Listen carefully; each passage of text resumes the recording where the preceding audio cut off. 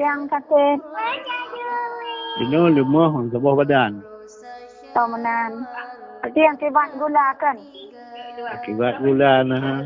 Nah ada depu akibat. Beok sapu menan. Jadi long rencana lo ya tahu kena nyana oleh-oleh. Menyana oleh-oleh. Baik saja. Kiba menyana baik lo ya. Baik. Menyana lo ya. Tak tahu dong. Tak tuk dah urut je. Oh menan. Kiba tak terlalu urut. Kamu nak yang tadi puas umrah kena oleh-oleh kamu nan berasa kalau balik je kuno sebab kalam tu no. Ya manan.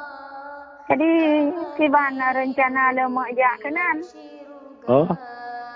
Kedon jauh keruku lah urana.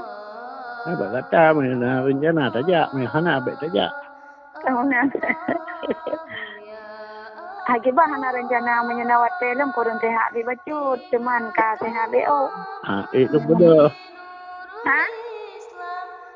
Itu dah. Ini betul berarti kurun sehat Oh. Putih ke bukan kumu tenu walun tan sehat ke bukan. Ada ni je Karena awaknya omah. Pemenan. Gula padung na. Watis na betul. Oh kapaleo. Dua watis na mertu. Mana ilong berasa li mertu si temanyo. Nalunjek ikulit manggis ka 3 minggu lompat jobong mirah ka gulumi. Ya menan. Ya balon ten semua banyak. Jadi hana jaga holon tanya beo tu kan kadang punya sehat lo. Nya kelusan tu atelo semua bun celung panjang urang lonjak kanan. Barang nak truk nuwa makaji kalau balik aju rabu wah nak truk nuwa. Ya manan. Lon tanya beo kan nyokan kali asrama kali balem itu. Peng orang joknya pajanji nolong jadikan wakaf. Ini obat yang kasih tu. Kata yang kali belum pegah haji belum jadikan wakaf.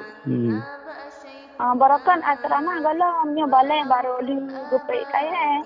Masa jino jo takun ke balai aja. Galam tu aku dah kun. Oh menan, waktu kali lagi asrama kaji na. Berarti punya tegadi nalong pegalam tinggal longkun lah menan Jik mana dia longkun. Asramanya lo jadikan ke wakaf hati nama urung juk dana mana tanahnya lo jadikan wakaf dia turun juk dana. Mana kaji ber mudah-mudahan tu sehat lalu cuma berarti kadang tu nyelom perjalanan dia kalau urut-urut kadang enggak ada lima tu tempuh pilih manggil gitu. Kaji ber Assalamualaikum. Salam.